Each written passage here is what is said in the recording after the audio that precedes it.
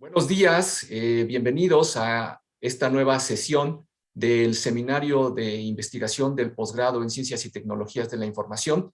Hoy es jueves 20 de enero de 2022 y en esta ocasión tenemos la visita de un investigador, un profesor de la Universidad Michoacana de San Nicolás de Hidalgo, con la que estamos tratando de construir una relación un poco más amplia de colaboración. Recordarán que en otra ocasión ya tuvimos la visita de la doctora Karina Figueroa y en esta ocasión nos viene a visitar el profesor José Antonio Camarena Ibarrola. Él viene a hablarnos de temas que también son del interés de esta comunidad que se da cita en el seminario y como siempre lo hacemos, antes de darle la palabra, vamos a proceder a leer una pequeña semblanza de nuestro invitado. Y dice así: el doctor José Antonio Camarena Ibarrola obtuvo el grado de ingeniero eléctrico en la Universidad Michoacana en 1986. Fue laboratorista en el Laboratorio de Electrónica y profesor de asignatura en la Facultad de Ingeniería Eléctrica de la misma universidad entre el 86 y el 90. Obtuvo el grado de maestro en Ciencias Computacionales en el Instituto Tecnológico de Toluca en el año 96. De 1990 a 2003 fue administrador del sistema responsable de las bases de datos, de las comunicaciones y de la operación de uno de los 18 centros regionales de cómputo que tenía el IFE. En 2008 obtuvo el grado de doctor en ciencias en la Universidad Michoacana y actualmente es profesor investigador titular C y miembro del núcleo académico básico del programa de doctorado de la División de Estudios de Posgrado de la Facultad de Ingeniería Eléctrica de la misma Universidad Michoacana. Es miembro del Sistema Nacional de Investigadores de nivel 1 y miembro de la Sociedad Mexicana de Ciencias de la Computación y de la Sociedad Mexicana de Inteligencia Artificial. Doctor Camarena, es un gusto, bienvenido.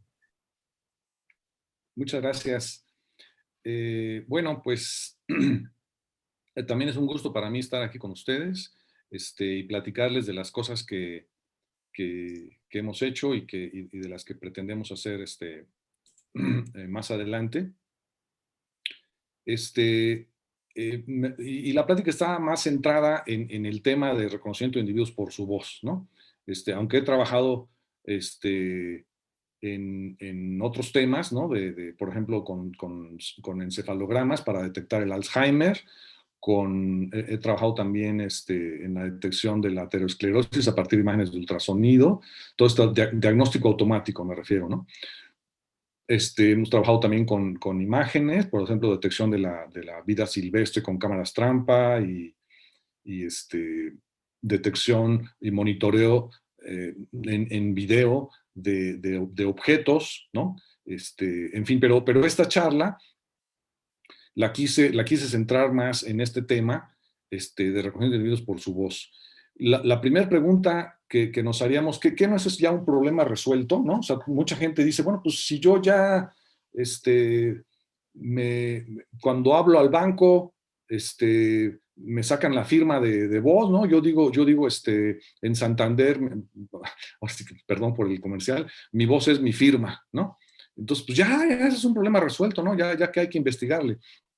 Entonces, bueno, primero vamos a decir por qué sigue siendo un problema abierto. Cuando comparamos la precisión de un sistema que identifica a un individuo por su voz a un sistema que identifica a un individuo por huellas dactilares o por DNA, definitivamente nadie duda que se trata de la misma persona cuando se le identifica por huella dactilar.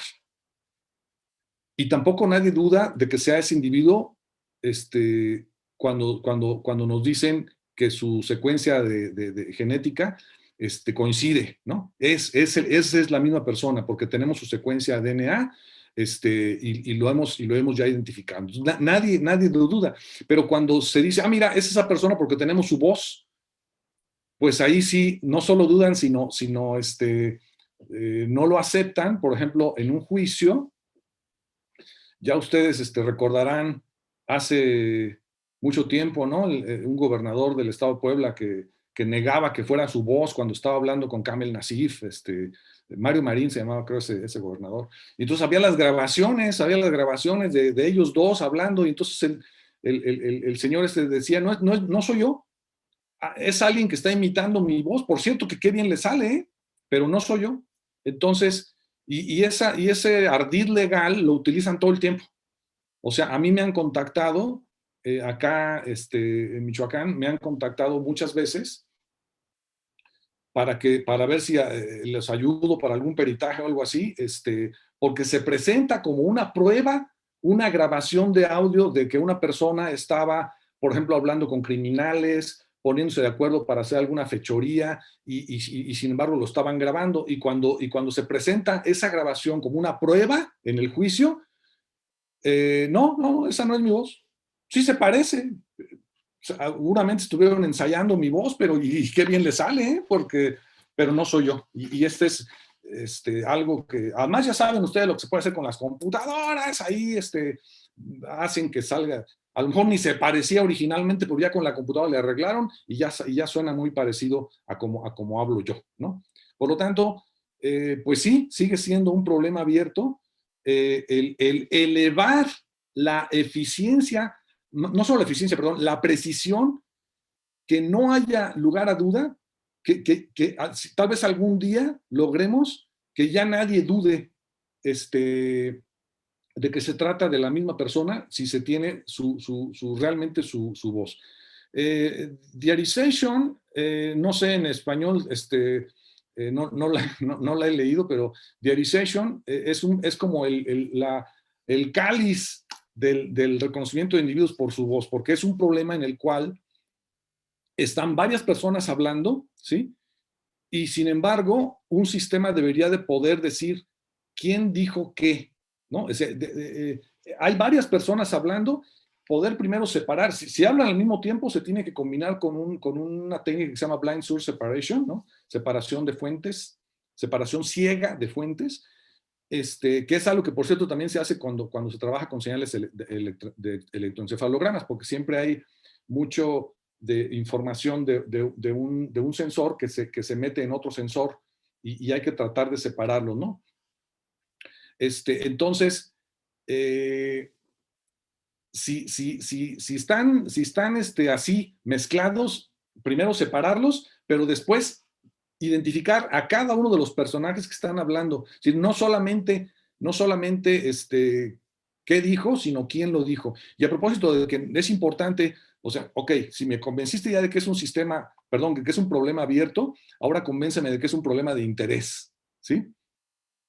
Bueno, es que no es importante nada más qué dice alguien, sino quién lo dice, o sea, quién lo dice sí es importante. Por ejemplo, aquí, en este pequeño dibujo, imagínense una persona y hay un Robocop, ¿no? O sea, un robot policía, obedece órdenes, ¿no? Como arréstalo, ¿no? Pero ¿a quién le va a hacer caso? Si todo el mundo dice arréstalo, no, arréstalo a él, no, arréstalo a él, pues entonces necesita el robot saber identificar quién es el que tiene la posibilidad de darle órdenes, ¿no? Y si la orden va a ser verbal, pues entonces lo va a tener que reconocer por su voz. O sea, ¿quién me está dando la orden? Y esto no solamente para robots. Piensen ustedes, vehículos inteligentes que acepten comandos de voz, pues también el que le pueda dar una orden no debería ser cualquiera, sino el que lo está manejando.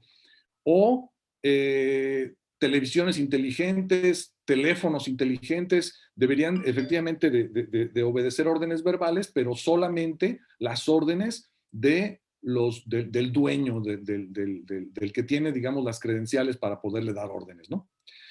Ahora, quisiera también separar los problemas, porque también se confunde. Mucha gente dice, bueno, pues si ya está este problema resuelto, hombre, acuérdate del banco, que mi voz es mi firma, es que son problemas muy, muy, muy diferentes, y que acabo de decir, es el más fácil, y el más difícil, ¿cuál es? A ver, el reconocimiento de parlantes primero se divide en verificación e identificación. La verificación es más simple que la identificación, porque la identificación, tú puedes tener un montón de individuos en una base de datos que ya son conocidos por el sistema, y cuando alguien habla, trata de ver cuál de los parlantes que conoce es el que habló, ¿sí? Entonces lo tiene que identificar, y esta identificación puede ser entre miles, ¿no? Puede ser que aquí haya necesidad de usar tal vez índices, y si ya no son solo miles, sino hasta cientos de miles, ¿no? El problema se puede ir complicando, pues. En cambio, en la verificación, nada más es una persona, no tiene que hacer búsqueda entre un montón.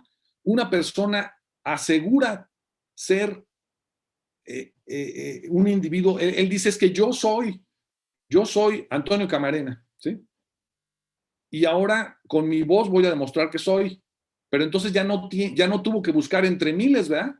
Ya nada más tiene que comparar con él las características que tiene almacenadas de él con las que extraiga en ese momento de su voz. Entonces es un problema más fácil la verificación que la identificación. Ahora, tanto la verificación como la identificación,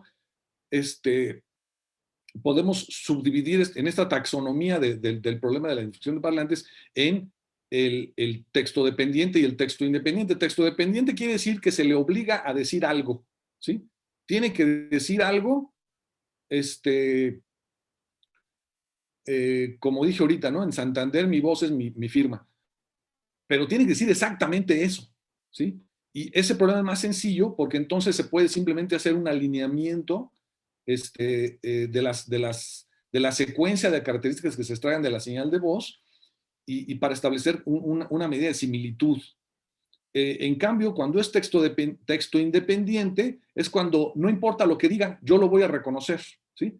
Tú nomás habla y habla, di lo que quieras y yo te voy a reconocer. Ese problema es más complicado y se conoce como identificación, bueno, aquí sería verificación texto independiente, ¿no? También la identificación, que ya sabemos que es no nada más corroborar la identidad de un individuo, sino más bien buscarlo entre un montón, pues también se puede hacer de las dos maneras, texto dependiente o texto independiente. Y entonces este es el más difícil de los cuatro problemas, este es el más difícil, ¿sí? Y este es el más fácil.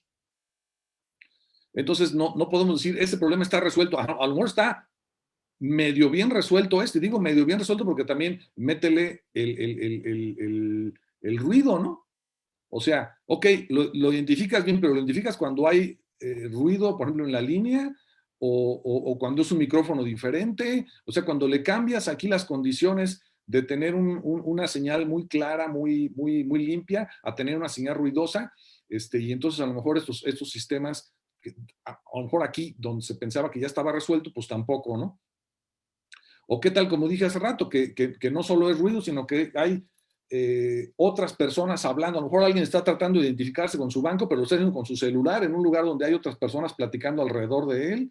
En fin, entonces, como les digo, sí es un problema abierto y sí es un problema de interés. Bueno, entonces, les voy a empezar a platicar los enfoques que desde hace muchos años hemos estado ensayando, digo hemos porque han sido con diferentes estudiantes de maestría y inclusive de doctorado, que hemos estado trabajando, siempre buscando alguna idea original, o sea, alguna cosa en la que podamos contribuir, porque ese es el chiste. Si nada más vamos a reproducir algo que ya se sabe que funciona, bueno, pues eso es ingeniería, ¿no? Eso es licenciatura. Nosotros necesitamos buscar algo original, necesitamos producir nuevas ideas y ahora sí esas ideas compararlas con las existentes para ver si se logra alguna mejora. Entonces, la primera idea que tuvimos fue gracias a la colaboración con un matemático de acá también de la facultad, perdón, de la Universidad Michoacana, que me convenció de utilizar su discretización de la transformada continua de Fourier. Y es que la transformada discreta de Fourier tiene sus limitaciones. Y nosotros en procesamiento de voz necesitamos utilizar algo que se llama transformada de Fourier de tiempo corto. Es decir, segmentar la señal de audio en ventanas o frames, marcos, ¿no? Marcos ahora sí que donde se encaja la ventana, y sacar la transformada discreta de Fourier a cada uno de estos segmentos de audio, no una transformada de Fourier a todo el audio, porque la transformada de Fourier necesita que la señal sea estacionaria, es decir, que los componentes de frecuencia no estén cambiando, y para que no estén cambiando necesitamos como tomar un segmento pequeño y asumir que en ese segmento pequeño no van a estar cambiando los componentes de frecuencia y por lo tanto que la señal es estacionaria, ¿sí?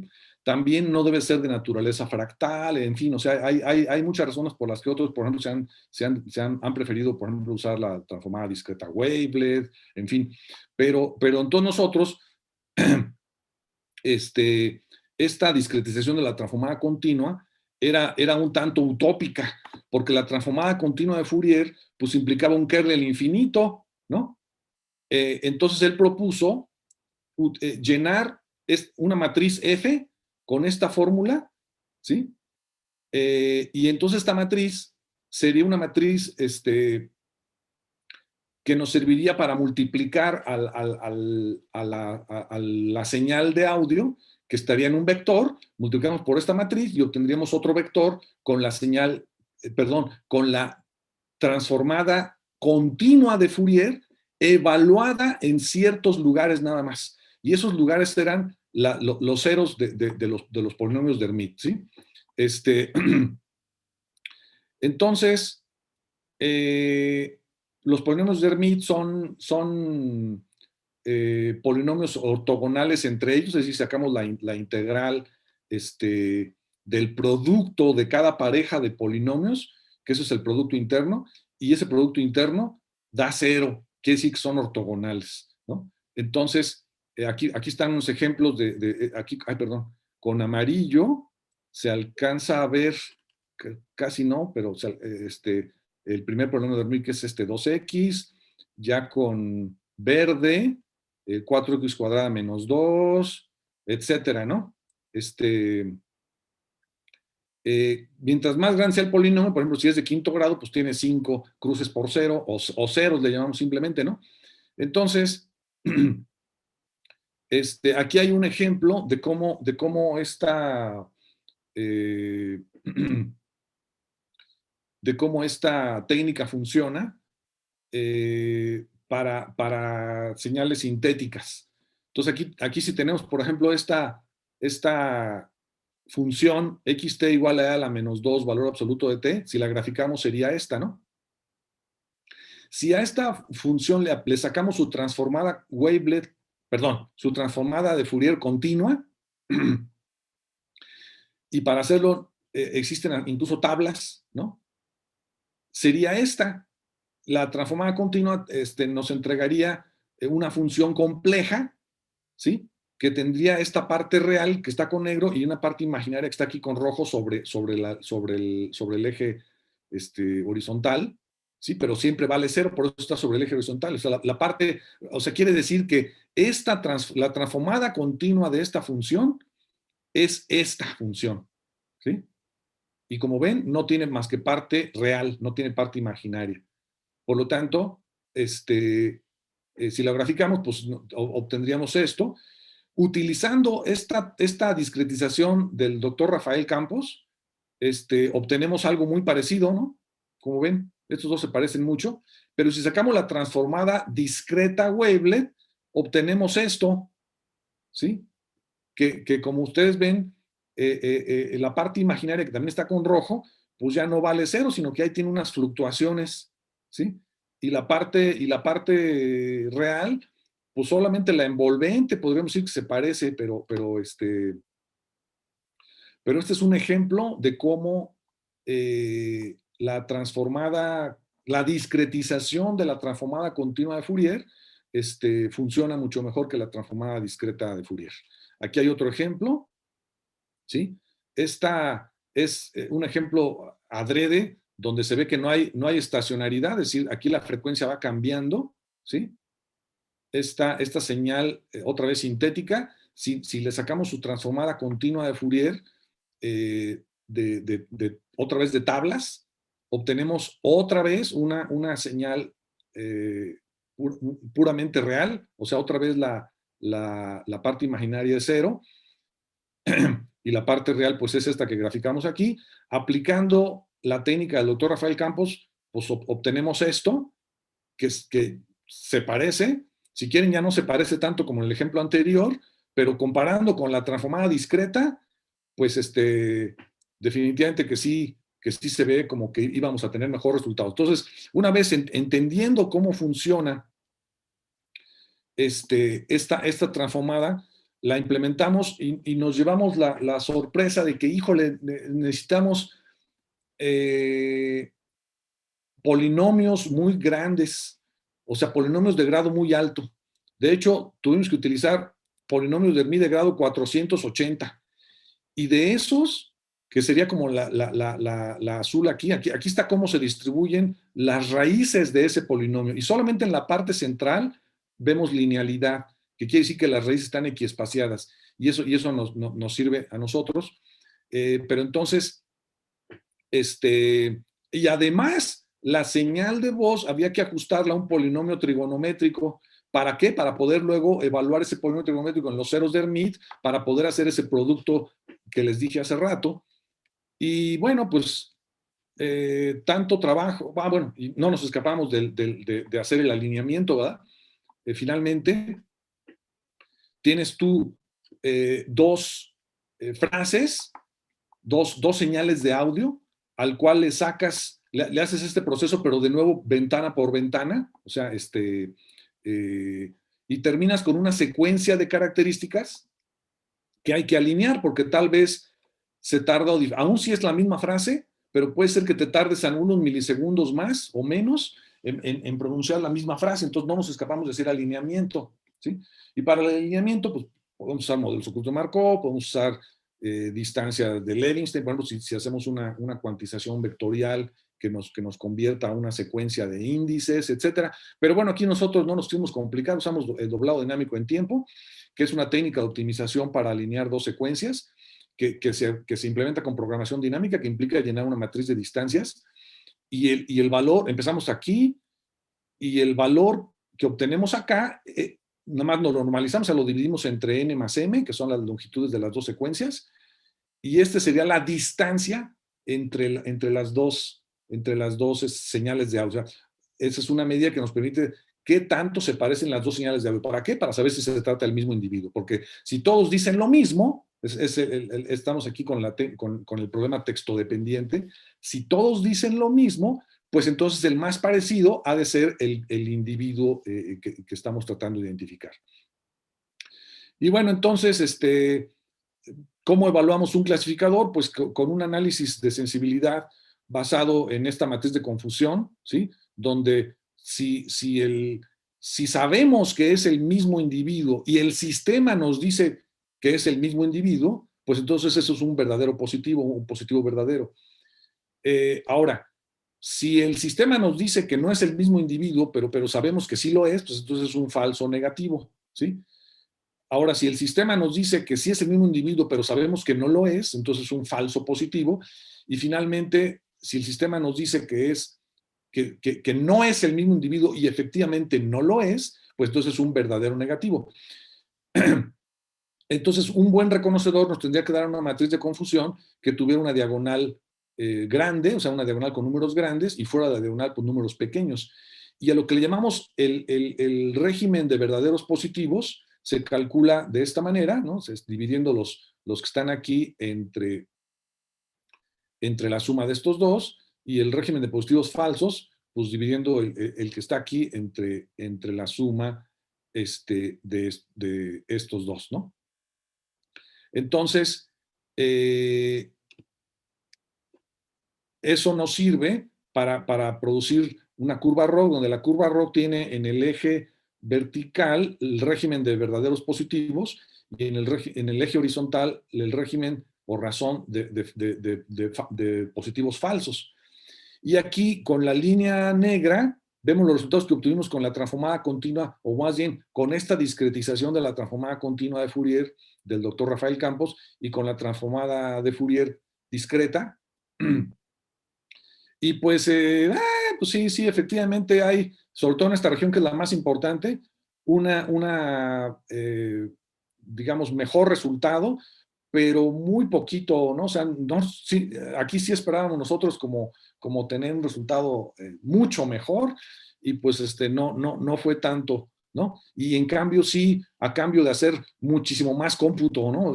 Hicimos mucho más pesado el cómputo, entonces esto pues no nos dejó satisfechos, entonces había que probar otras cosas.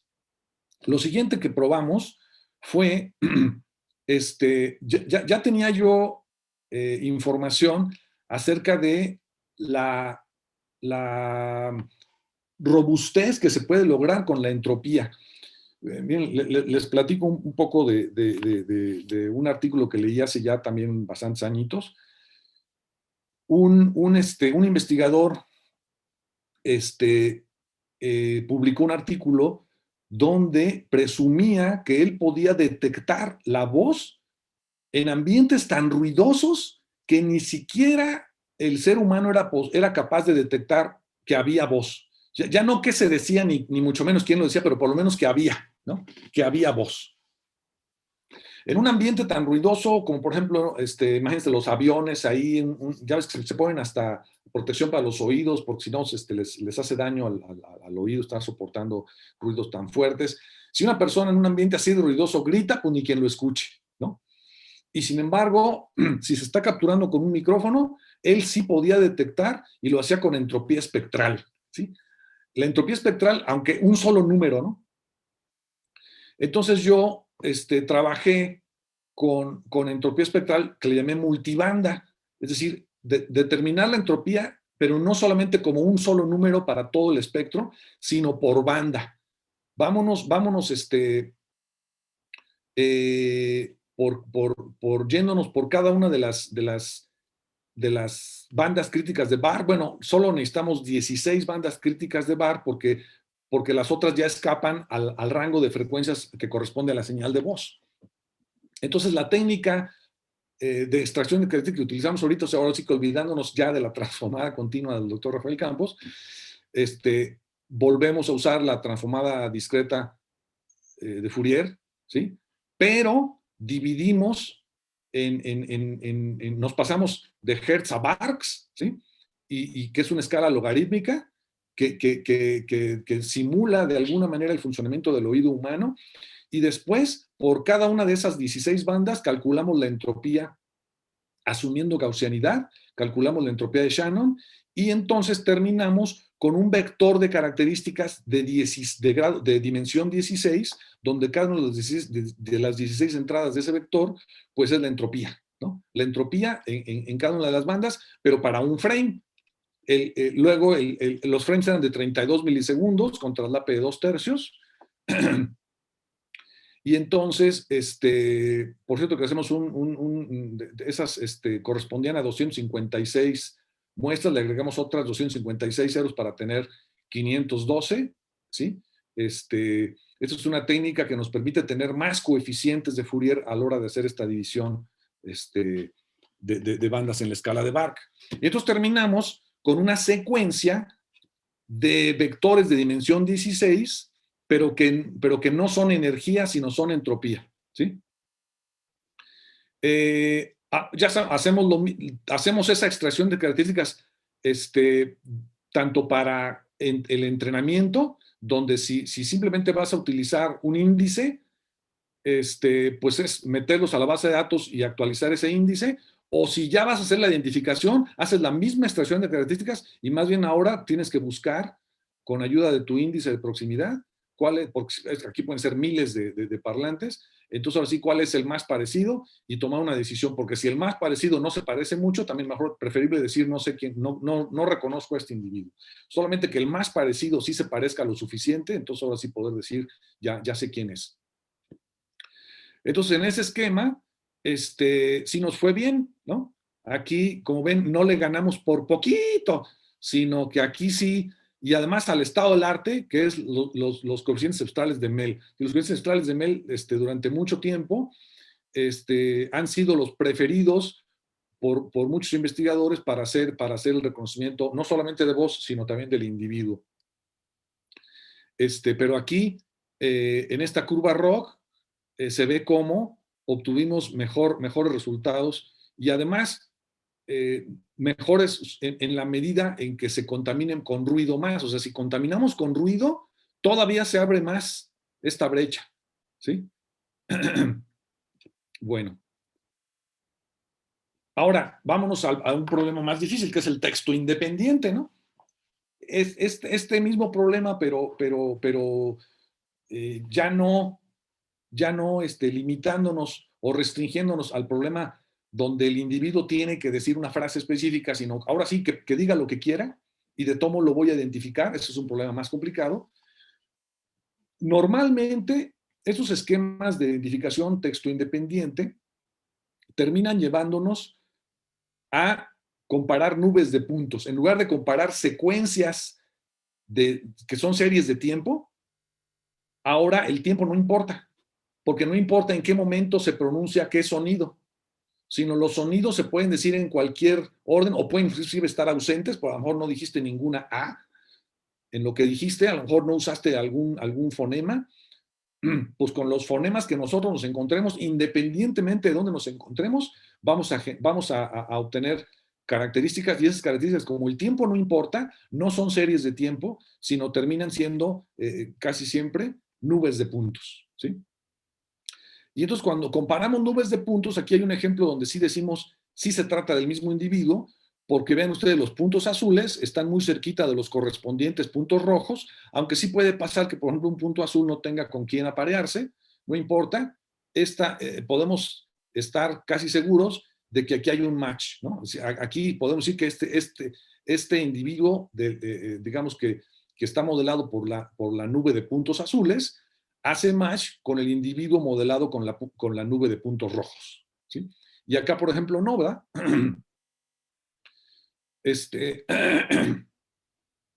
Entonces, el problema texto independiente, sobre todo cuando es identificación y no solo verificación, acá podemos decir que es como verificación, ¿no? Si hace match o no hace match. Pero cuando es identificación, más bien tenemos que comparar la nube de puntos con todas las nubes de puntos de la base de datos. Entonces, esto nos obliga a indexar nubes de puntos, ¿sí? Y buscar a la más parecida o a las más parecidas, si es que podemos hacer un identificador de cabecinos, ¿sí? Y entonces, como pueden ser muchos, necesitamos un índice, ¿no? ¿Y cuál fue el índice que utilizamos aquí? La extracción de características es, como les expliqué hace rato, ¿sí? Es lo mismo, aquí tal vez dibujado de otra manera, pero terminamos con una colección de vectores de dimensión 16, otra vez, porque usamos 16 bandas críticas de Bark, de cada una de esas bandas determinamos la entropía, pero lo que se guardaron fueron no como una secuencia de vectores, sino como un conjunto de vectores, o sea, donde el orden ya no importa. Si esos puntos aquí están representados como en 2 dimensiones, pero en realidad es en dimensión 16, ojo, porque también aquí, lo comento porque en aquel entonces me acuerdo que me mandaron del CICESE a un estudiante de doctorado, que se llama Fernando Luque, me lo mandaron para que trabajara conmigo en este tema, porque él ya sabía esto de búsqueda de nubes de puntos y crear índices de nubes de puntos. Pero lo que no se esperaba él es de que mi nube de puntos era de dimensión 16. O sea, cada uno de estos puntos vivía en dimensión 16. Y él estaba acostumbrado a trabajar pues, en 2 dimensiones nada más. Entonces, bueno, pues ahí ya diseñamos un índice que consiste en lo siguiente, ¿sí? Es un KD-tree que busca por cada vector que tenemos, o cada punto de dimensión 16, cuál es el más cercano en el KD-tree. Y, por ejemplo, aquí el más cercano es un rojo. Bueno, pues entonces en un histograma, súmale 1 a los rojos, ¿no? El rojo es el parlante 1, ¿no? Luego, otro punto, pues el que le quedó más cerquita es el azul. Bueno, pues entonces súmale 1 al azul. Y así, ¿no? O sea, de todos, encuéntrame cuál es el más cercano y súmale 1 al correspondiente. Aquí, por ejemplo, el más cercano es el verde, pues súmale 1 al verde. Al final, el histograma nos dice cuál es el parlante, porque es con el que en este caso el rojo, porque miren, el rojo, el rojo, el rojo, entonces, en cambio, aquí nada más uno verde y uno azul, ¿no? Entonces, de esa manera fue como lo hicimos, y obtuvimos otra vez muy parecido al problema texto dependiente, pues también en el texto independiente nos fue bien porque otra vez le ganamos a los coeficientes centrales de Mel. O sea, para los coeficientes centrales de Mel hicimos lo mismo, nada más que en lugar de ser entropía por banda, pues era la energía en cada banda de Mel, ya no de Bark, sino de Mel, ¿no? Que también es otra escala logarítmica que también está basada en el funcionamiento del oído humano. Pero es muy popular, ¿no? Y aquí, pues también, otra vez, pues, resultó más robusto nuestra propuesta. Bueno, pero me quedé con esta idea de que, oye, pues esto de las nubes de puntos de 16 dimensiones efectivamente es un problema. ¿Que no podríamos haber hecho una extracción de características nada más a 2 dimensiones? ¿Sí? Y entonces exploré por ahí. Y bueno, los formantes, déjenme les explico lo que son. Los formantes son las frecuencias de resonancia del tracto vocal cuando estamos pronunciando un sonido específico. Por ejemplo, aquí se está pronunciando la A, como en father, ¿no? La A de father. Y el tracto vocal, nosotros modificamos con nuestros músculos, con nuestra lengua, inclusive los labios, los dientes, es decir, usamos todo lo que forma el aparato articulatorio y lo deformamos de manera que cambiamos la frecuencia de resonancia de este tubo, ¿no? Esto lo podemos ver como un tubo, ¿sí? Que inclusive eh, influye también, y por eso es que nos sirve también para identificar individuos, la estructura ósea que tenemos. Los senos paranasales, los senos parafrontales son como cámaras de resonancia, como la guitarra, ¿no? La guitarra es una cámara, la forma de la guitarra es una cámara de resonancia, etc. Bueno, el caso es de que, aunque se trate del mismo individuo, cuando pronuncia una A o cuando pronuncia una E, cambian sus frecuencias de resonancia, que son los que llamamos formantes. Por ejemplo, aquí cuando se pronuncia una A, obtenemos un primer formante como a los 900 Hz, un segundo formante como a los 1200 Hz y un tercer formante como a los 2600 Hz para cierto individuo, ¿no? Y si ese individuo pronuncia I como en HID, ¿no? Entonces, el primer formante queda por aquí, como a los 300 Hz, creo yo, el segundo como a los 2200 y el tercero como a los 3100 Hz, ¿no? Y aquí la U de pool, ¿no? U de pool, y resulta que un formante aquí, otro formante aquí, otro formante acá. Entonces, si nos quedamos con los primeros 2 formantes nada más, porque queremos generar como nubes de puntos, pero de dimensión 2, ¿sí? Bueno, aquí está cómo se le hace para determinar estos formantes, ¿sí? Porque alguien podría decir, pues sácate el espectro con la misma transformada de Fourier y luego buscas la envolvente, pero el espectro es demasiado oscilante, ¿sí? No es tan simple. El esquema tradicional para calcular los formantes es el que muestro yo aquí. Se tiene que hacer primero un análisis LPC, o sea, de codificación lineal predictiva, que nos arroja los coeficientes predictores, ¿sí? Aquí debería tal vez de comentarles que estos coeficientes predictores, creí que tenía la lámina por ahí, a ver si está más adelante, son realmente los parámetros de un filtro que modela el tracto vocal, un filtro pasabanda, excepto que pasa varias bandas. Pasa justamente, por ejemplo, para modelar un filtro que me pasara esta banda con esta frecuencia central y un cierto ancho de banda, el mismo filtro que dejara pasar esta otra banda y que dejara pasar esta otra banda. O sea, deja pasar estas tres bandas, ¿sí? ¿Y cuáles son los coeficientes de ese filtro? Ah, pues eso es lo que resuelve el análisis LPC, ¿sí?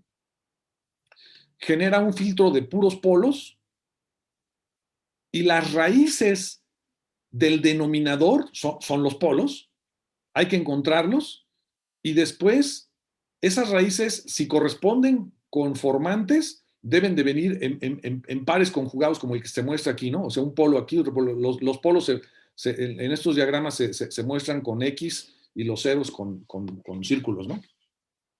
Entonces hay que checar que sí sean raíces que vienen en pares. Nos fijamos en el de arriba nada más y tenemos una distancia al origen, en este plano complejo, y un ángulo, ¿no?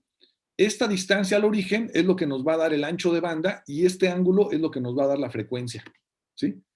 Pero sí hay que descartar algunos polos que no corresponden con formantes, aunque sí le dan forma al espectro y siguen, digamos, bueno, nosotros usamos esta regla de que la frecuencia entre el ancho de banda debe ser mayor de 0.5 y si no, los descartamos. Al final hay que ordenarlos por frecuencia, porque a lo que le llamamos el primer formante es el de la menor frecuencia, el segundo formante es el de la frecuencia que sigue. Entonces hay que hacer un ordenamiento por frecuencia, ¿sí? Que es lo que hacemos aquí. Y pues ya nos quedamos con los tres más bajos o con los dos más bajos, si es que vamos a hacer esto, que trabajé con una estudiante de la maestría de nombre Montserrat. Entonces, los vértices de estos polígonos, ¿sí? Son esos formantes que encontramos para las 5 vocales. O sea, ¿qué hacíamos? De la señal de audio encontramos dónde había una vocal y cuál vocal. Eso implicaba ser un reconocedor de bajo nivel. Si un reconocedor de bajo nivel me decía, mira, de todo lo que dijo, me voy a concentrar en las vocales. ¿Por qué? Porque las vocales son sonidos vocalizados por excelencia. ¿Qué es un sonido vocalizado? Un sonido que si lo grafico, si yo veo la forma de onda, va a ser periódico. Y esa periodicidad la produce la vibración de las cuerdas vocales. Son sonidos vocalizados los sonidos que producimos cuando hay presencia de vibración de las cuerdas vocales y no vocalizados cuando no hay vibración de las cuerdas vocales. Entonces, primero detectamos si es o no es vocalizado con la función de autocorrelación. La autocorrelación nos da una medida de periodicidad. Si es lo suficientemente periódica, es que es un sonido vocalizado. Y si es vocalizado, podemos estimar sus formantes. Si no, no hay formantes, ¿no? Entonces, detectamos en un reconocedor de bajo nivel donde hay sonidos vocalizados y además que sean vocales, porque puede haber sonidos vocalizados que no son vocales como la M, ¿no? Ahí sí hay vibraciones vocales, pero no es una vocal. Nosotros decidimos concentrarnos en las vocales porque son vocalizados por excelencia. O sea, todos esos, si los graficamos, vemos la periodicidad ahí muy, muy evidente. Luego los ordenamos, no importa en qué orden hayan aparecido, nosotros los ordenamos de acuerdo al abecedario. Primero la A, luego la E, luego la I, la O y la U, ¿sí? Y obteniendo el formante 1 y el formante 2, que recuerdo, este sería el formante 1 y este el formante 2, entonces en esta gráfica sería, aquí ponemos el formante 1 y acá el formante 2, el eje horizontal es el formante 1, el eje vertical es el formante 2. Y entonces, este sería de una vocal, de otra, de otra, de otra y de la otra. Entonces aquí están formamos un polígono de 5 vértices y aquí vemos algo que nos dio mucho gusto que ocurriera, que es que para este individuo de nombre Aarón, todos los polígonos se parecen entre ellos, porque es el mismo individuo. Y no se parecen a los de este otro, que es Heréndira, ¿sí? Pero los de Heréndira se parecen entre ellos. Y eso es lo que necesitamos para ser un reconocedor. Es decir, distancia grande, interclase, o sea, entre clases. Y distancia pequeña, intraclase, o sea, al interior de la clase. O sea, cuando se trata del mismo individuo, son polígonos parecidos, como se puede ver aquí o acá, pero también son polígonos bien diferentes cuando se tratan de diferentes individuos. Acá hay otro ejemplo. Este es Jesús, este es Vivian. Y bueno, tengo más, pero ya para no hacer la presentación de demasiadas láminas, ya nomás puse esos 4. Y aquí está el resultado que obtuvimos con una base de datos en español, de la cual formaban parte son 21 estudiantes, eran más o menos la mitad hombres y la mitad mujeres, edades rondaban entre los 18 y los 25 años, bueno, más el maestro, que sí tenía, o sea, esto lo hizo Francisco Rico, que fue con el que trabajé lo de la transformada continua. Y usamos la misma base de datos que construyó él, ¿sí? Donde tenía 21 individuos, pero cada individuo había pronunciado 34 palabras y cada una de las 34 palabras había pronunciado en 4 ocasiones, ¿no? Entonces, son como 2,700 archivos WAV, en fin. Y aquí vimos cómo si teníamos presencia de las 5 vocales, teníamos este resultado, pero si no había las 5 vocales, sino nomás 3, nomás podíamos formar entonces triángulos y entonces pues disminuía. O sea, luego probamos con una base de datos en inglés, que es de la Universidad de Dinamarca, pero que está a disposición ahí del que lo quiere usar. Bueno, si hay que pedirles permiso, te mandan la password un tiempo después, se tardan en contestarte, pero bueno, esta es la English Language Speaker Data Speaker Recognition, English Language Speech Data Speaker Recognition. Bueno, acá, hasta son poquitos, también son 22, pero acá sí tienen esa situación de que el conjunto de entrenamiento son unas frases y el conjunto de pruebas son otras frases. O sea, está hecho justamente para pruebas texto independientes, ¿no? Y si se fijan, esto de los polígonos, justamente, no importa en qué momento dijo la A, la E, la I, etcétera, no importa el orden, entonces es texto independiente, ¿sí? Lo que importa es que utilice en algún momento una vocal. ¿Quién sabe en qué momento utilice la vocal, pero que la use en algún momento dado? A lo mejor no todas las vocales. En inglés resulta que hay 10 vocales. Por ejemplo, aquí mostré 3 de las 10 vocales, aquí están 3, ¿no? Pero son 10 vocales, ya las tienen muy identificadas, inclusive las utilizan, los formantes de esas 10 vocales las utilizan en sintetizadores de voz. Y, bueno, obtuvimos una precisión hasta del 90%, ¿sí? Cuando, bueno, el mejor que había en ese momento era de 88.8, ¿no? En un artículo de Micheloni, que era reciente en ese momento, ellos utilizaban los coeficientes cerebrales de Mel, ¿no? Que como les digo, son muy común utilizarlos, ¿sí?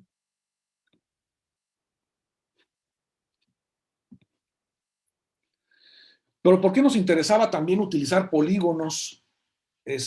Porque, de nuevo, las gentes de la Facultad de Físico-Matemáticas, y un investigador que trabaja en el CICESE ahora, que es el doctor Edgar Chávez, nos dijo de esta transformación que podíamos utilizar para comparar polígonos, ¿no? Pero de manera que pudiéramos hacer un índice basado en una tabla hash. Si se hace esa transformación que está mostrada aquí en esta ecuación, se convierte un polígono a un punto en el plano complejo y ya ese punto, por ejemplo, su distancia al origen lo podemos usar como un valor hash y el ángulo pues puede ser en otra tabla hash, puede ser un locality sensitive hashing, ¿no? En 2 tablas hash. Y ¿cómo se llama? Y por eso esto de utilizar polígonos lo vimos como una oportunidad de poder escalar. Un sistema escalable es un sistema que tú lo probaste a lo mejor con 20 individuos, pero luego lo quieres utilizar con miles de individuos y también debe funcionar razonablemente bien, sobre todo en términos de tiempo, ¿no? Bueno,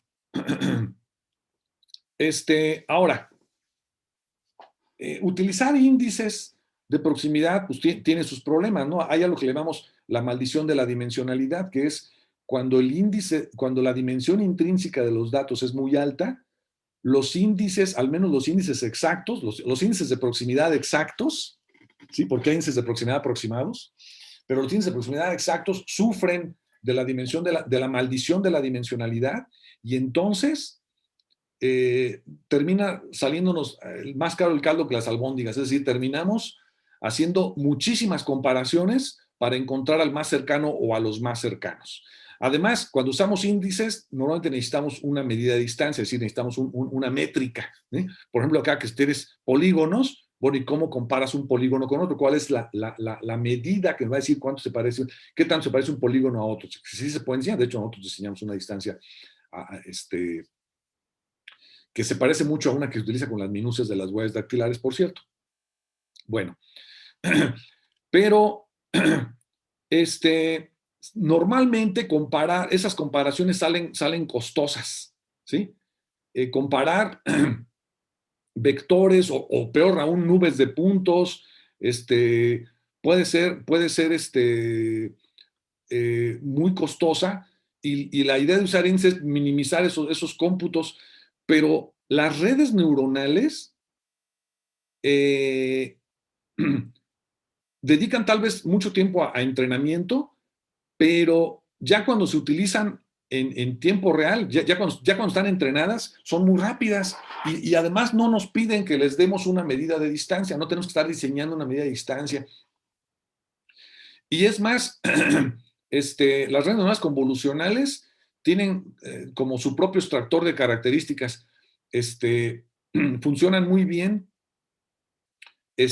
con imágenes, pero esa es la cosa, que nosotros no tenemos imágenes, tenemos señales de audio. Entonces, si bien conocemos redes neuronales convolucionales que me pueden decir, mira, esta flor es una androsa, no sé. O sea, esta imagen tendría unas capas convolucionales que van a hacer extracción de características de la imagen, y al final la capa de salida, que es tipo one hot, ¿no? O que también le llaman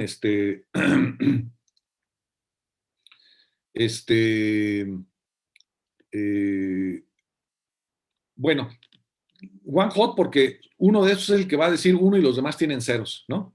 Y ya nos va a decir cuál es. Si esta red neuronal es la que está encendida y todas las demás apagadas, es que es un trifolium, ¿no? Etcétera. Pero entonces, ¿cómo le hacemos para usar este tipo de redes neuronales si lo que tenemos son señales de voz que son de una dimensión?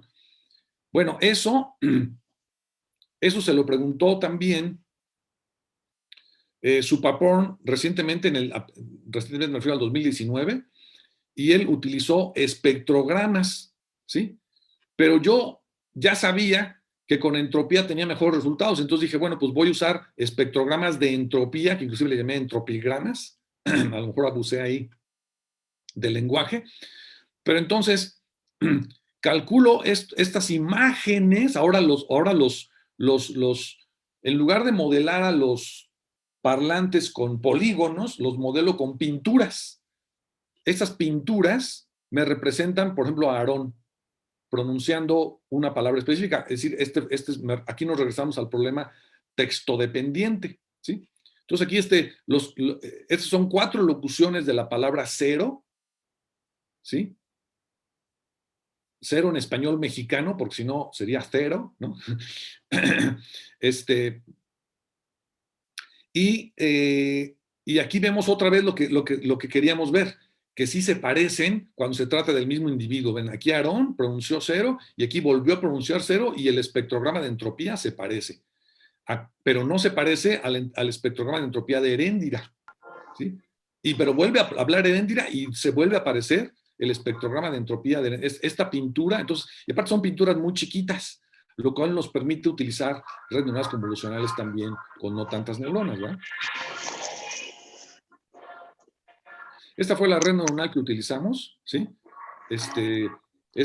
Bueno, como son imágenes a color, pues son de 24 por 32 píxeles en tres colores, es decir, el rojo, verde y el azul, ¿sí?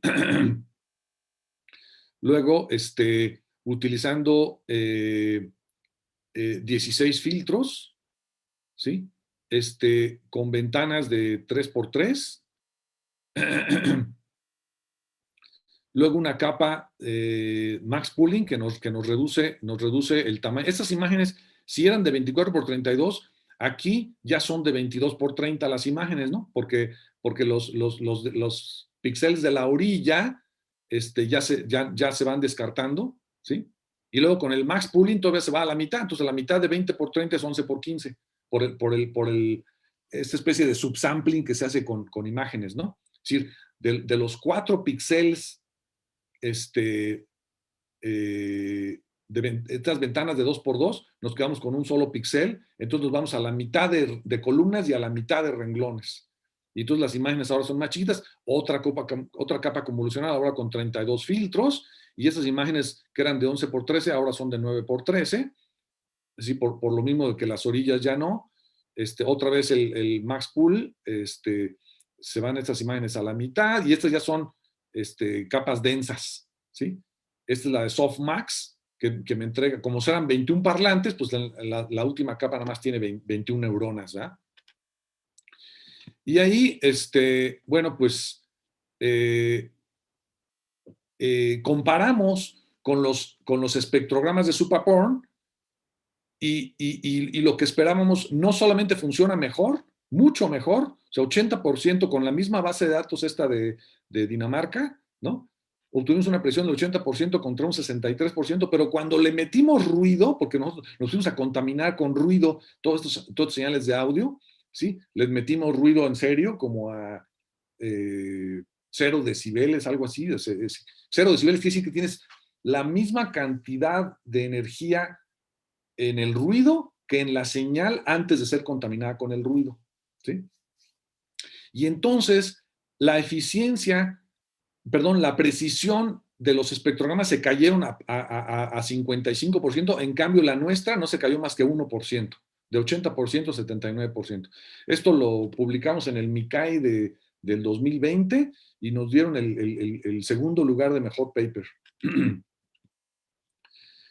Bueno, pero entonces esto es dependiente, esto es texto dependiente. ¿Por qué? Pues porque en los espectrogramas, aunque sean de entropía, el eje horizontal es tiempo. Y quedamos que en los texto independientes el tiempo no debería de participar, porque no importa en qué orden aparezcan los... Entonces nos dedicamos a diseñar una técnica que replicara esto, pero que ahora funcionara para el texto independiente, ¿verdad? Por cierto, esto lo hubiera puesto antes. Es un pedazo de sonido vocalizado y este es no vocalizado, ¿sí? Vean ustedes cómo en los sonidos vocalizados hay periodicidad, o sea, vemos que se repite, decimos pseudoperiodicidad porque no es exactamente igual, pero sí vemos cómo esta formita de onda nos la encontramos otra vez aquí muy parecida, no exactamente igual, y luego otra vez acá, etcétera, ¿no? Esto es una vocal o al menos un sonido vocalizado. Hay vibración de las cuerdas vocales, en cambio aquí no hay vibración de las cuerdas vocales, esto puede ser una F o una G, ¿no? Puede ser una G, en fin, en cambio esto es un sonido vocalizado. ¿Por qué lo pongo aquí? Pues porque lo primero que hicimos fue detectar en toda la señal de voz dónde hay sonidos vocalizados. O sea, otra vez dividimos en frames, ¿sí? Pero los etiquetamos, aquí tenemos un dicotomizador, es un clasificador de bajo nivel que nos dice si es vocalizado o no es vocalizado, ¿sí? Por ejemplo, este es no vocalizado, entonces, ¿sabes qué? Deséchalo. Este es vocalizado, guárdalo. Este también es vocalizado, este también, este no, ¿sí? Entonces, me quedo nada más con los vocalizados y aprovecho para aplicarles una ventana de Hamming, ¿verdad? Que las ventanas de Hamming reducen un efecto que se llama leakage, que es un problema que tiene la transformada discreta de Fourier de tiempo corto. Ajá. Una vez que ya tenemos solamente una secuencia bueno, acá estaba originalmente los no vocalizados, que está con la U, un voiced, y con la V, voiced, ¿verdad? La U es no vocalizados y la V es vocalizados. De aquí sacamos todos los no vocalizados, nos quedamos nomás con los vocalizados porque son los que tienen formantes. Ajá. De ahí, como es un esquema independiente del texto, más bien estamos resolviendo el problema independiente del texto, hacemos una elección aleatoria, hacemos un muestreo aleatorio, ¿sí? Y nos quedamos nada más con algunos frames siempre de entre los vocalizados, ¿sí? Y de a eso les estimamos sus frecuencias formantes y sus anchos de banda, como expliqué hace rato, ¿sí? Porque también usábamos los formantes para lo de los polígonos, ¿se acuerdan? Entonces aquí, lleno una tabla por cada uno de estos frames o segmentos de audio con sonido vocalizado, determino las frecuencias centrales y los anchos de banda. ¿Para qué? Bueno, este es para recordarles nada más lo que son los coeficientes LPC, porque se utilizan en la determinación de los formantes, ¿sí? Exacto. O sea, aquí está, estos coeficientes LPC son los parámetros del tracto vocal que modelan, son los parámetros de un modelo del tracto vocal basado en un filtro pasabandas, pero pasamúltiples bandas, ¿sí? Estos coeficientes LPC son los que le llamamos acá alfa 1, alfa 2 hasta alfa P, que es el orden del predictor, ¿sí? Si se estuviera usando esto para hacer un sintetizador, cuando es un sonido, cuando es un sonido vocalizado, generamos un tren de impulsos separados por el tono, que también el tono hay que estimarlo, y si no es vocalizado, entonces un generador de números aleatorios que simula el ruido. Ya sea sonido vocalizado o no vocalizado, se le da una ganancia que depende del volumen y luego se pasa por este filtro que sí ya le da la forma a la voz, ¿sí? Entonces esto lo puse nada más para recordar lo que son estos coeficientes LPC. Pero bueno, aquí está otra vez la determinación de los formantes y no solo de las frecuencias, sino de los anchos de banda. ¿Por qué? Porque en el primer modelo que fue el que propuse yo, los primeros dos formantes nos sirven como coordenadas en esta pintura que vamos a hacer, ¿sí? La coordenada horizontal me lo da la frecuencia del primer formante, la coordenada vertical, la frecuencia del segundo formante, el radio de este círculo me lo daría la frecuencia del tercer formante, ajá, y luego el color del círculo sería una combinación de rojo, verde y azul que me los da los anchos de banda de esos mismos formantes, ¿sí? Que también se estiman en el esquema que estamos mostrando aquí, ¿no? Con esta fórmula que tiene que ver con la distancia al origen, ¿sí? Y haciéndole así, otra vez nos volvió a pasar lo que esperábamos que pasara, o lo que deseábamos que pasara, que es que cuando se trata del mismo parlante, la imagen o la pintura se parezca, ¿sí? Pero no se parezca a la de otro parlante. Y conste que aquí no importa lo que dijo, ¿sí? Aquí dijo algo, aquí dijo otra cosa, y sin embargo, las pinturas se parecen. Pero no se deben de parecer a las de otro parlante. Y sí, el otro parlante, sí se deben de parecer sus pinturas. Entonces, generamos un montón de pinturas para todos los parlantes, porque ya saben que las redes neuronales requieren un montón de pinturas. O sea, repetimos este proceso, sobre todo la parte esta, donde elegimos al azar, ¿sí? Lo repetimos muchas veces y, y generamos entonces muchas pinturas para poder entrenar la red neuronal muy parecida a la que les mostré hace rato. Es decir, una red neuronal convolucional que está diseñada para trabajar con imágenes, ¿no? Entonces, nuestro problema era, y así lo resolvimos, cómo modelar con imágenes, o sea, con pinturas a estos parlantes, a estos individuos. Este otro modelo, no, por eso tiene aquí una X, no hace uso del formante 3, porque todos los círculos son del mismo problema, y es que nos preocupaba que estas imágenes empezaran a saturarse, empezaran a llenarse hasta terminar siendo como una manchota negra todo, porque además vean ustedes cómo hay aquí mucho traslape, ¿no? O sea, en la medida en que se van traslapando estos, pues también aquí empieza a ponerse negro. ¿Qué tal si terminamos con algo que es puro negro todo? O sea, otra pregunta que nos hacíamos es, ¿y cuál es el número adecuado de frames que tenemos que tomar? ¿Sí? porque cada frame se termina convirtiendo en un círculo de estos. Si son demasiados círculos, esto se va a llenar. Pero si los círculos los hacemos más chiquitos, o sea que ya no dependen de la frecuencia, entonces ya no se saturarían. Y haciendo eso, pues obtuvimos otras imágenes donde, pues aquí también vimos que también se parecen cuando es del mismo parlante y no se parecen cuando son de diferentes parlantes, ¿verdad?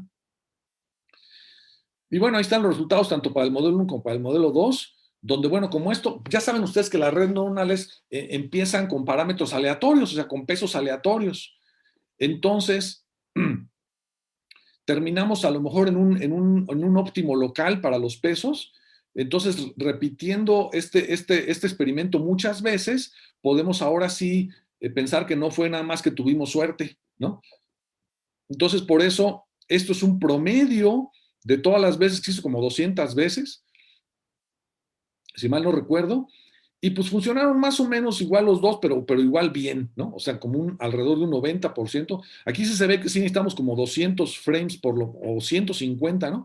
Unos 150, ya si son muy poquitos frames, o sea, muy poquitos círculos, ya no funciona tan bien. Pero si le llegamos a los 150, más o menos, inclusive ya se ve que no tiene mucho caso aumentarle, ya con 400, inclusive yo pensaba que aquí podría empezar ya a bajar, ¿no?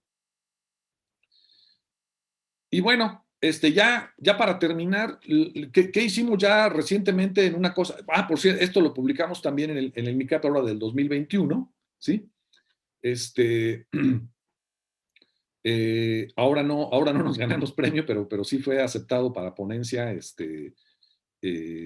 oral.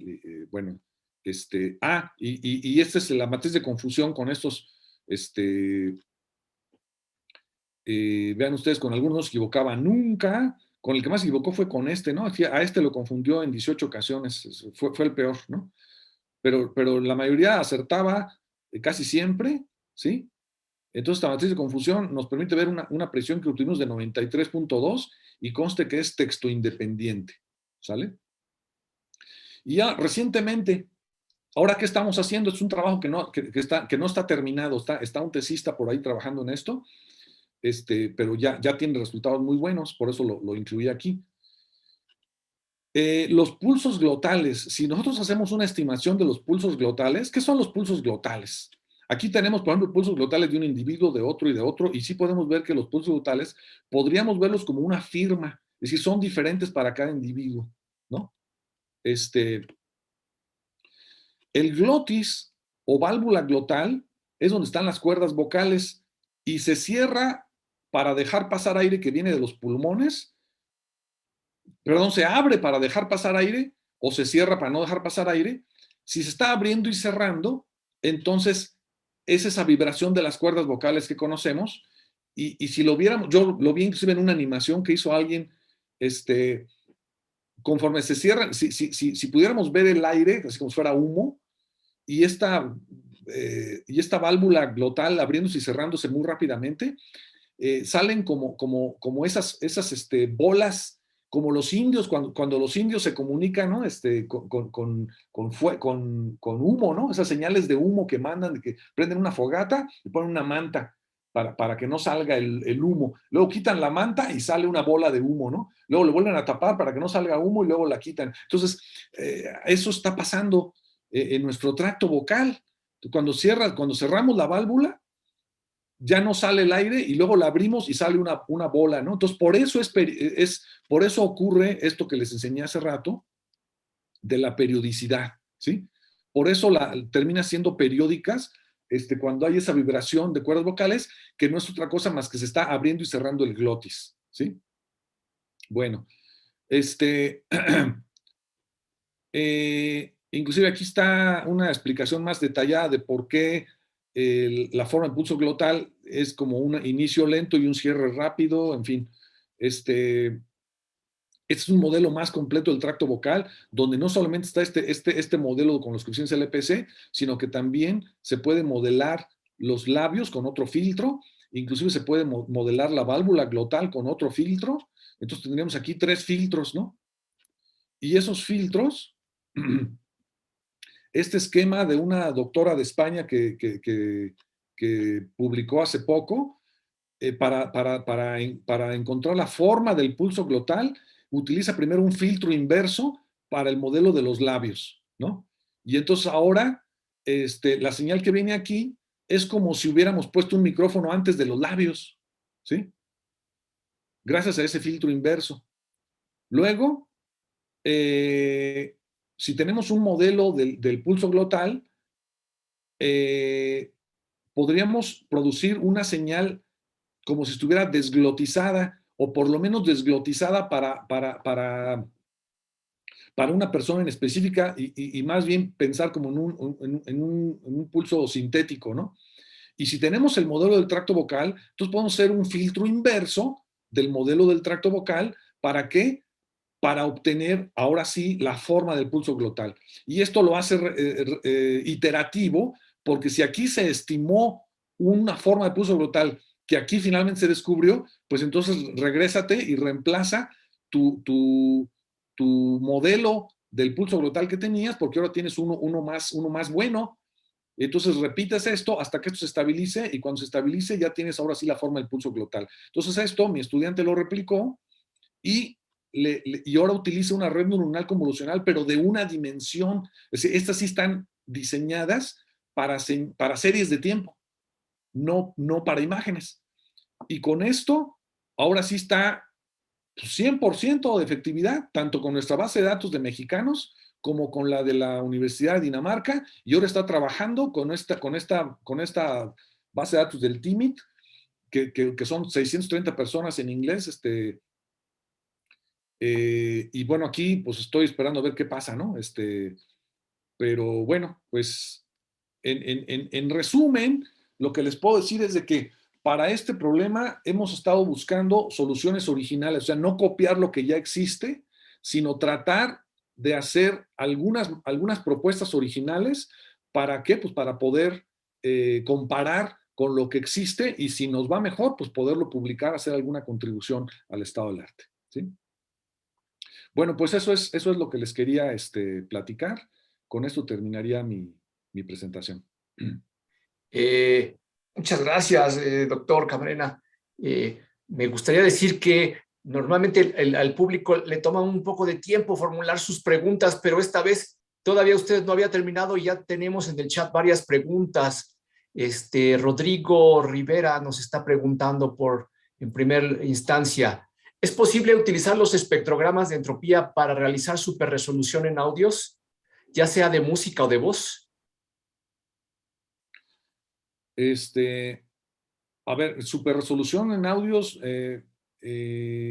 no entiendo. ¿Es como aumentar la calidad de una señal de audio? Rodrigo, ¿nos puedes aclarar, por favor? Ya sea por el chat o de viva voz. A ver, dice acá.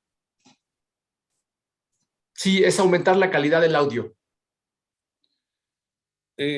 No es la intención, ¿eh? Yo no sé eh, cómo podría utilizarlos para eso. O sea, aquí es lo que estamos usando como para hacer un modelo del parlante, pero no un modelo que nos permita sintetizar.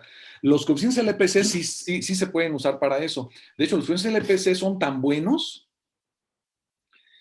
que los utilizan en los códecs de telefonía IP. Los han mejorado. O sea, los originales coeficientes LPC, que son los que uso yo, se han mejorado mucho, agregándole algunas características psicoacústicas. Ahora están los coeficientes PELP, le llaman, que es Perceptual Linear Prediction, y que además lo combinan con una técnica de resolución variable para que si tienes tú, por ejemplo, sonidos no vocalizados, le aumentas la resolución, porque los coeficientes LPC tienen un error de predicción mucho mayor con los sonidos no vocalizados que con los vocalizados.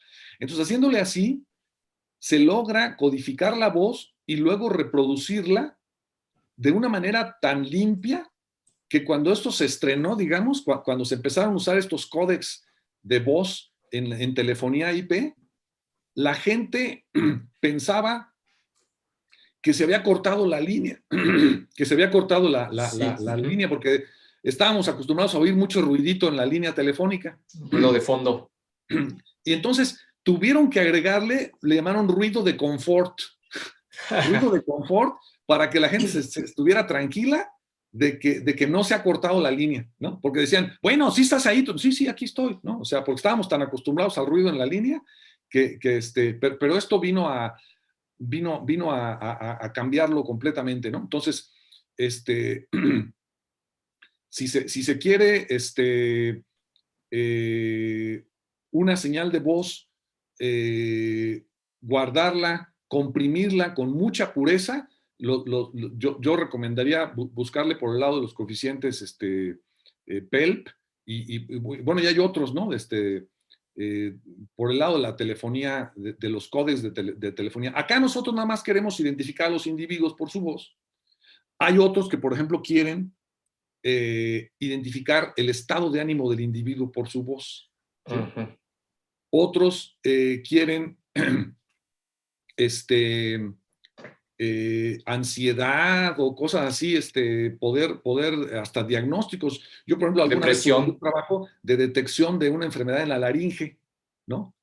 Porque cuando tenemos, hay unos nódulos que salen en las cuerdas vocales que ya no permiten como cerrar bien, y entonces la periodicidad se ve afectada, y entonces esto también se puede diagnosticar de manera automática. Entonces, alguna vez publiqué un trabajo de cómo se puede hacer un diagnóstico de esta laringitis con la señal. Entonces, dependiendo del objetivo que se tenga, es la extracción de características que tenemos que hacer. Muy bien. Gracias, doctor Camarena. La siguiente pregunta es, en el caso de los audios de música para reconocer una canción, como lo que hace la aplicación de Shazam, ¿en los instrumentos musicales existirán algo parecido a los formantes? ¿O cómo se resuelve ese problema? Shazam funciona de una manera muy simple. A ver si se los puedo explicar así rápido sin apoyarme en figuras. Se saca el espectrograma del audio, ¿sí? Sí. Pueden ser nada más 15 segundos, por ejemplo, de una canción, ¿sí? De ese espectrograma se detectan los picos, tienen que tener una altura mínima, ¿sí? Y también, si hay picos demasiado cerca, acuérdense que el espectrograma es como una imagen, ¿no? Tiene en el eje horizontal es tiempo y en el eje vertical es frecuencia. Entonces ahí es donde se buscan esos picos. El espectrograma, pues en tono de gris, digamos, buscaríamos los puntitos más negros, ¿no? Pero si los puntitos están muy cerquita, nada más se deja uno de los dos, ¿no? Y entonces terminan con algo que le llaman una constelación. Y ahora también tienen que hacer esto que nosotros hacemos de nubes de puntos, también ellos hay que encontrar la nube de puntos más parecida, porque corresponde entonces a la canción, ¿sí? Okay. Y entonces lo que hacen es, seleccionan al azar puntos que les llaman puntos ancla, y adelante de cada punto ancla hay una zona objetivo, y entonces trazan líneas, y esas líneas son las que indexan. Entonces, esta línea es como una línea muy particular, hacen un hash, donde guardan frecuencia 1, frecuencia 2 y diferencia de tiempos en bits, y esa concatenación de bits la toman como un número que apunta a un cubo de la tabla hash, y ahí es donde van a encontrar ahora sí los audios parecidos, ¿no?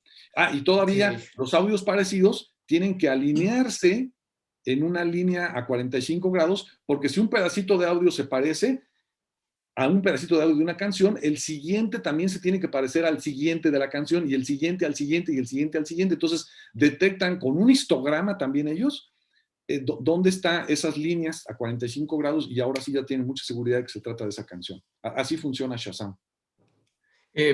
Lo cual, gracias, doctor Camarena. Espero que se haya resuelto la pregunta de Rodrigo, y si no, dice... bueno, ahí ya nos señalan también una liga al paper del creador de Shazam. Nos pregunta Juan Juárez, ¿es posible exportar la idea de verificación a través de imágenes y redes para el problema de autenticación de dispositivos de bajas prestaciones? Es decir, ¿es posible crear un perfil de usuario?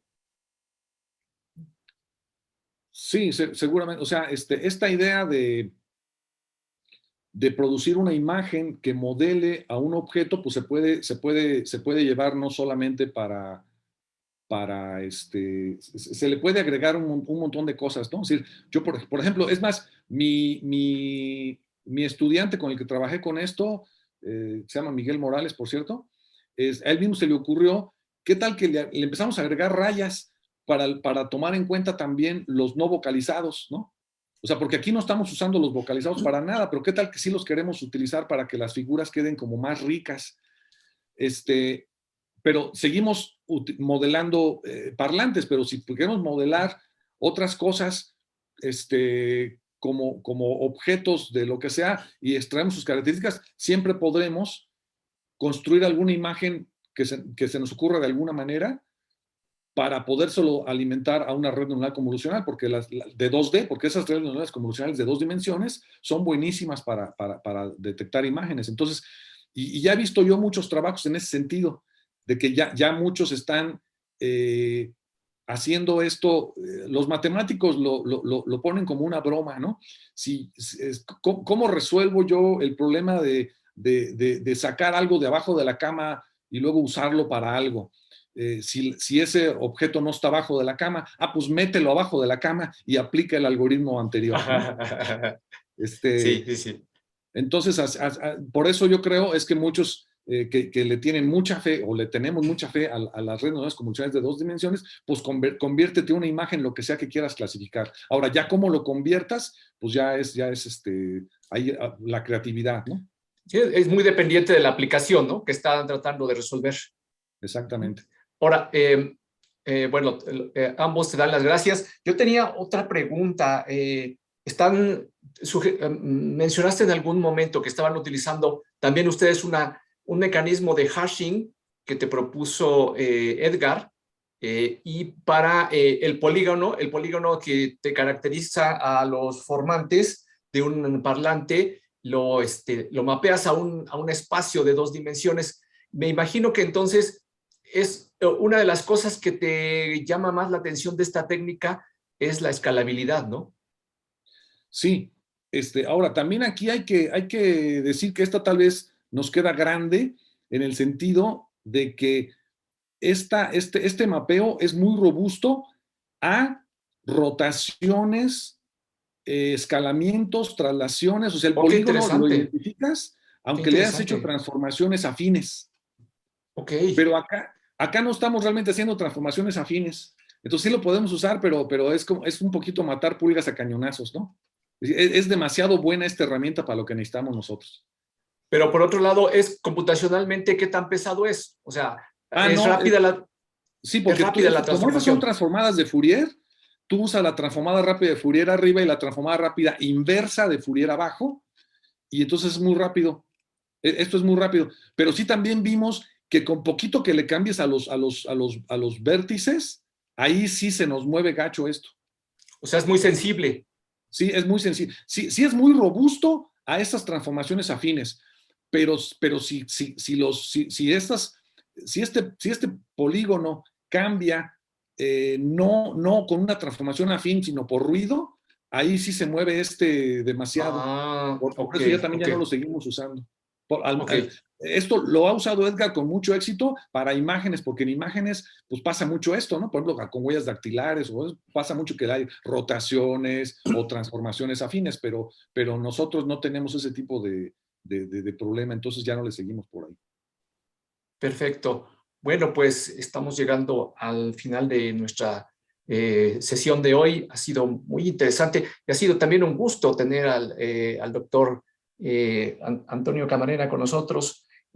Doctor, ojalá que tengamos la oportunidad de volvernos a reunir en otra ocasión, pero entre tanto, pues le agradecemos mucho su presentación, que ya vio usted que sí hizo clic con los asistentes de nuestro seminario, y seguramente habrán muchas oportunidades posteriores de colaboración. Por ello mismo, les preguntamos si fuera posible que lo consultáramos posteriormente, a qué correo electrónico lo podemos hacer, doctor. Claro, siempre pongo, porque creo que se me olvidó. Sí, aquí está. Ahí está, Este es mi perfecto. correo electrónico institucional. Y estoy Muy a sus bien. órdenes ahí, cualquier colaboración o cualquier duda en lo que les pueda yo servir, con mucho gusto.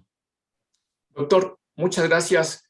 Buenas tardes a todos y hasta la próxima.